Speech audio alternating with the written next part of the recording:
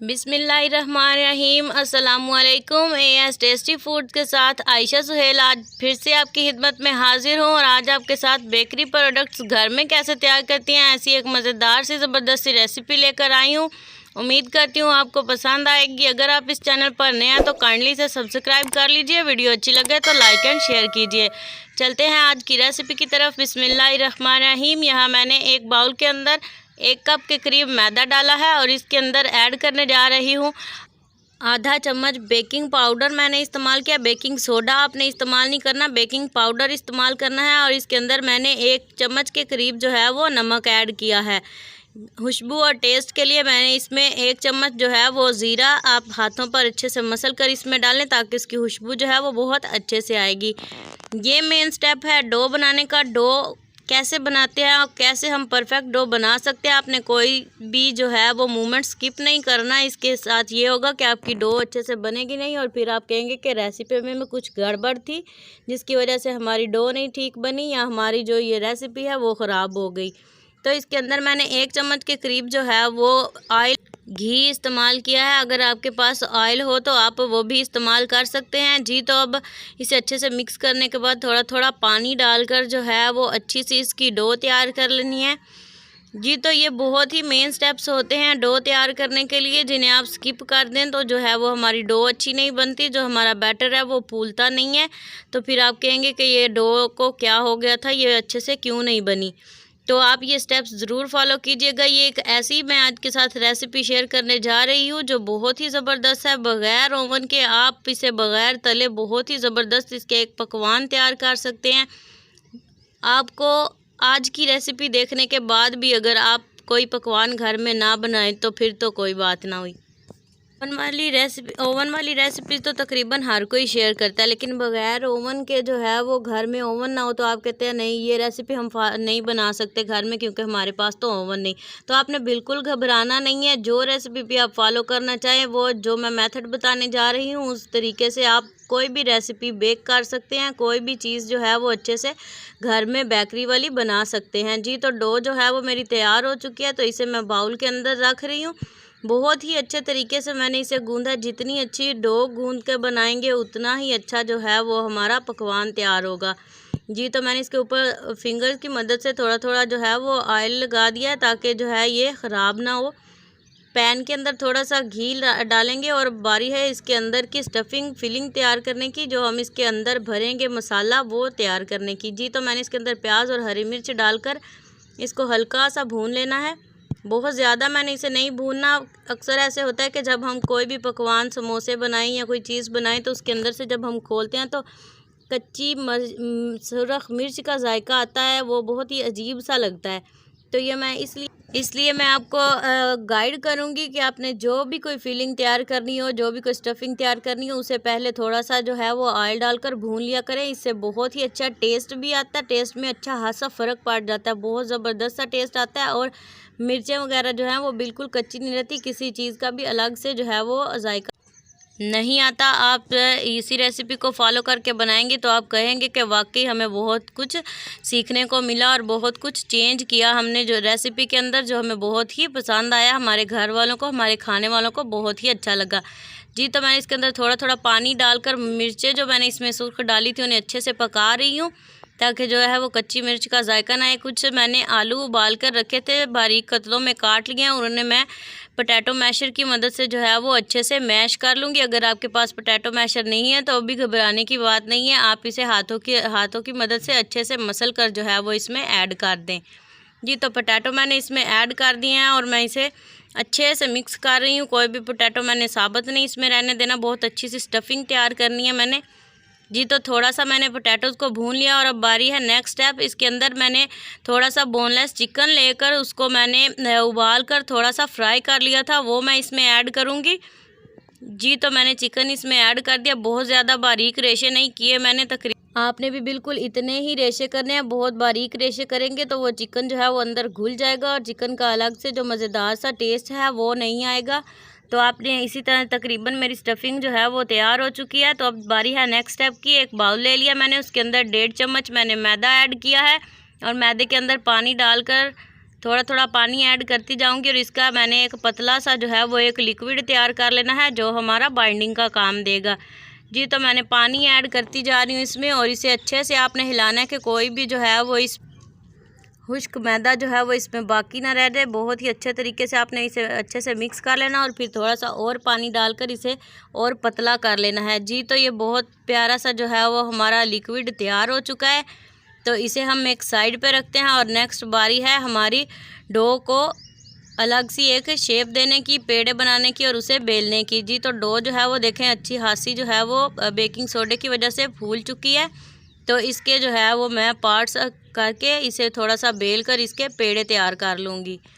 जी तो सेम मैंने ये मेथड पहले भी आपको बताया। पहले आप इसे रोल करके यूँ इक्वली जो है वो आपने इसे काटना है। तो आप इसे जितना रोल करेंगे, जितना बारीक मोटा रखना चाहते हैं आप रख सकते हैं, लेकिन मैंने इसके पेड़े जो हैं वो थोड़े मोटे मोटे करने हैं। तो तकरीबन इससे मैं 4 पेड़े तैयार करूँगी। जी तो बारी है इन पेड़ों को काटने की। आप देख सकते हैं कि ये डो बहुत ही प्यारी, बहुत ही सॉफ्ट सी जो है वो मेरी तैयार हुई है। तो जी मैंने इसके 4 पेड़े जो हैं वो अलग से कर लेने हैं। ये देखें बिल्कुल इक्वली आपने कर लेने हैं, लेकिन मैंने यहाँ 2 बड़े और 2 थोड़े से छोटे किए हैं क्योंकि मुझे इसी तरह के चाहिए थे। ये देखिए अच्छी खासी फूली हुई है ये। तो इससे जो है वो हमारे बहुत ही अच्छे, बहुत ही ज़बरदस्त से पकवान जो हैं वो बेक होंगे। अगर आप इससे भी ज़्यादा इसे फुलाना चाहें तो आप आधे चम्मच से ज़्यादा जो है वो बेकिंग पाउडर इसमें ऐड कर सकते हैं, लेकिन मेरा मशवरा ये है कि इतनी सी डो के लिए काफ़ी होगा आधा चम्मच। जी तो ये बहुत प्यारी सी जो है वो हमारे पेड़े गोल गोल जो हैं वो तैयार हो रहे हैं। इसी तरीके से मैंने 2 पेड़े तैयार कर लिए हैं और नेक्स्ट जो है वो मैं देखें बहुत ही प्यारे छोटे छोटे से ये अभी से जो हैं वो ऐसे नरम, देखें बहुत ही नरम, बहुत ही सॉफ्ट से ये पेड़े तैयार हो रहे हैं। आपने इन्हें हाथों की मदद से बेलना चाहें ये मुश्किल नहीं है क्योंकि ये बहुत ही सॉफ्ट डो है। अगर आप इसे हाथ से भी बेलेंगे तो भी बहुत अच्छे से ये बन जाएगा। जी तो 3 पेड़े तैयार हो चुके हैं और इसी तरह से ये मैं एक चौथा पेड़ा, आप इसे गूंद कर पेड़ा तैयार करना है देखें, ताकि वो अच्छे से जो है सॉफ्ट सा नरम सा पेड़ा जो है वो हमारे पास आ जाए। जी तो पेड़े जो हैं वो मेरे तैयार हो चुके हैं। नेक्स्ट बारी है इन्हें बेलने की। तो बेलने के लिए जो है वो मैं हाथों की मदद से ही इसे बेलूँगी, ताकि मुझे बहुत ज़्यादा बड़ी रोटी नहीं चाहिए, बस थोड़ा सा इन्हें बेलना है ताकि हमारे पास छोटी सी क्यूट सी जो है वो गोल सी चपाती टाइप जो है वो इसे बना लेना है। लेकिन चपाती से जो है वो आपने इसे थोड़ा मोटा रखना है। देखिए मैंने बिल्कुल एक गोल सी रोटी तैयार किया। इसके अंदर आपने रखनी है ज़्यादा सारी फिलिंग, जो हमने स्टफिंग तैयार की थी। बहुत अच्छे से मैंने भर भर के लगाया ताकि जब ये खुलेगा तो काफ़ी ज़्यादा बैटर इसके अंदर हो। हर बाइट के अंदर हमें चिकन का, पोटैटोज़ का अलग से टेस्ट मिले और ये काफ़ी हेल्दी भी है। आप बच्चों को जो है ये ब्रेकफास्ट में बनाकर दे सकते हैं, किसी पार्टी वगैरह के लिए आप इसे बना सकते हैं घर में। जी तो आपने हाथों की मदद से थोड़ा थोड़ा इसे घुमाते जाना है और ये बैटर जो है उसे फिंगर की मदद से नीचे दबाते रहें। जी तो बारी है किनारे बंद करने की। तो जो मैंने लिक्विड तैयार किया था उसे हाथों पे लगाकर थोड़ा थोड़ा जो है वो आपने किनारों के ऊपर स्प्रेड कर देना है, बहुत ही अच्छे तरीके से, बहुत ही सॉफ्ट हाथों के साथ। जी तो ये देखिए किनारे जो हैं वो मैंने बंद कर लिए हैं। आराम आराम से आपने करना है, कोई भी जल्दी वाला काम नहीं है। देखिए बहुत ही अच्छे तरीके से मैंने इसे बंद कर लिया और ये एक्स्ट्रा जो है ये मैं निकाल रही हूँ। जी तो देखिए बहुत ही अच्छा सा जो है वो हमारा एक गोल सा जो है वो पेड़ा सा तैयार हो चुका है। तो ये ही है हमारा पकवान। मैंने इसे राउंड शेप दी है, आप इसे चाहें तो कोई सी भी शेप दे सकते हैं। एक और मैं शेप आपके साथ शेयर करती जा रही हूँ। ये देखिए बहुत ही इजी है ये भी। मैंने एक रोटी बेली है, उसके अंदर आधी साइड के ऊपर जो है वो मैंने फीलिंग रखी है। बैटर जो तैयार किया था अंदर वाला वो स्टफिंग मैंने इसके अंदर रख दी है और जो मैंने लिक्विड तैयार किया था वो इसके सारे किनारों पर जो है वो थोड़ा थोड़ा सा लगाते जाना है। बहुत ज़्यादा भी आपने नहीं लगाना, उससे ये जो है ये ढीला हो सकता है साइडों से। जी तो देखें मैंने अच्छे से लगा लिया है और ये एक साइड से आपने नरम नरम पकड़ कर इसको दूसरी साइड के ऊपर बंद कर देना है। तो अच्छे से जो है वो आपने इसे किनारों को जो है वो प्रेस कर देना है ताकि ये अच्छे से आपस में चिपक जाएं, अच्छे से जुड़ जाएं। जी तो ये देखें ये मैंने एक और शेप तैयार की है इसकी, ये भी बहुत ही इंटरेस्टिंग है। तो थोड़ी सी जो है वो इसके ऊपर हम आर्ट करेंगे हाथ की मदद से। आपके पास कोई भी डिज़ाइन बनाना चाहें तो आप इसकी किनारों पर बना सकते हैं। लेकिन मैं इसके साथ मेरे पास एक कटर है जिसकी मदद से मैं इसके ऊपर बहुत ही अमेजिंग सा डिज़ाइन बनाने वाली हूँ जी। तो किनारे मैंने बंद कर लिए हैं बहुत अच्छे तरीके से। ये थोड़ा सा एक्स्ट्रा लग रहा था, इसे काट देते हैं जी। तो ये मैंने एक कटर ले लिया, उसके किनारों की मदद से ये देखें मैं इसके किनारों को जो है वो अच्छे से प्रेस करूँगी। तो ये देखें बहुत ही प्यारा जो है इसके ऊपर डिज़ाइन सा बन रहा है। आप बनाना चाहें तो ठीक है, लेकिन आप वैसे भी किनारे ये खुलेंगे नहीं। तो मैंने इसे 2 दफ़ा इसलिए प्रेस किया है ताकि ये अच्छे से चिपके रहें और ये डिज़ाइन जो है वो काफ़ी अच्छा सा बने जी। तो देखें डिज़ाइन मैंने बना लिया है, पेड़े मेरे तैयार हो चुके हैं पकवान, और मैं अब बारी है इन्हें बेक करने की। बेक करने के लिए मैंने कोई ओवन का इस्तेमाल नहीं किया। आप इसे घर में किसी भी चीज़ के ऊपर बेक कर सकते हैं, चूल्हा है, तंदूरी है, किसी भी चीज़ के ऊपर, अगर गैस के ऊपर बेक करना चाहें तो भी आप इसे कर सकते हैं जी। तो मैंने नॉन स्टिक पैन के अंदर जो है वो थोड़ा सा घी लगा लिया है, ग्रेस किया मैंने इसे घी से। अगर आपके पास नॉन स्टिक पैन नहीं है तो भी घबराने की बात नहीं है, कोई भी सिल्वर स्टील की प्लेट आप ले सकते हैं, उसके ऊपर इन्हें रख सकते हैं। बहुत ही इजी रेसिपी है, बहुत ही टेस्टी एंड इंटरेस्टिंग रेसिपी है। अगर आप इसे घर में ट्राई करना चाहें तो कोई भी मुश्किल नहीं है, आप इसे घर में इजीली ट्राई कर सकते हैं। किसी भी प्लेट के ऊपर आप इसे रखें और ऐसे इसे ग्रेस कर दें ऑयल की मदद से। ऑयल या घी आप कुछ भी इस्तेमाल कर सकते हैं। अगर आप बटर लगाना चाहें तो वो और भी इंटरेस्टिंग होगा, बहुत ही अच्छा टेस्ट देगा जी। तो मैंने घी की मदद से जो है वो इन्हें बहुत ही अच्छे से ग्रेस किया है। अगर आप ये घी नहीं लगाना चाहते तो आप मत लगाएं, क्योंकि डो के अंदर भी हमने घी इस्तेमाल किया था, तो ये इससे कोई फ़र्क नहीं पड़ेगा। लेकिन मुझे इसका कलर चाहिए गोल्डन गोल्डन खूबसूरत सा, जैसे हमारे पकवान होते हैं, तो इसलिए मैं इसको घी के साथ ग्रेस कर रही हूँ। तो बहुत ही कम घी इसमें लगा है। देखें अगर हम इसे फ्राई करते तो काफ़ी सारा कढ़ाई भरकर हमें घी चाहिए था, और घी तो वैसे भी आजकल काफ़ी महंगा चल रहा है। तो इसलिए आप इन पकवान को ऐसे तैयार करें, इसके अंदर घी भी नहीं लगेगा, बहुत ही ज़बरदस्त सी रेसिपी भी आपकी तैयार हो जाएगी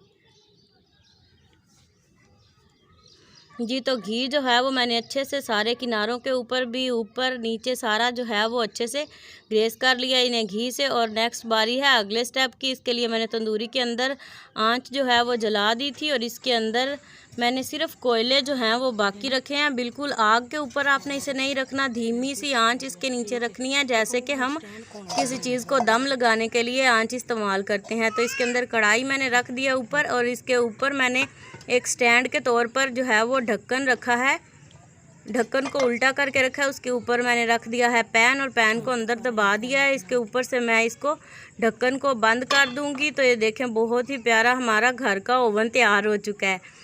तो आपने बिल्कुल भी इसको छेड़ना नहीं है, आपने 45 मिनट तक इसे जो है वो ऐसे ही बंद रहने देना है। मैंने 30 मिनट पे चेक किया था तो ये अच्छे से नहीं बने थे। 45 मिनट के बाद देखिए माशाल्लाह बहुत ही प्यारा जो है वो इनका कलर आ चुका है, काफ़ी ये जो है वो फूल चुके हैं, और बहुत ही ज़बरदस्त गोल्डन कलर। काफ़ी गर्म था इसलिए मेरा हाथ नहीं लगा, तो मैं इसे ऐसे ही प्लेट में निकाल रही हूँ।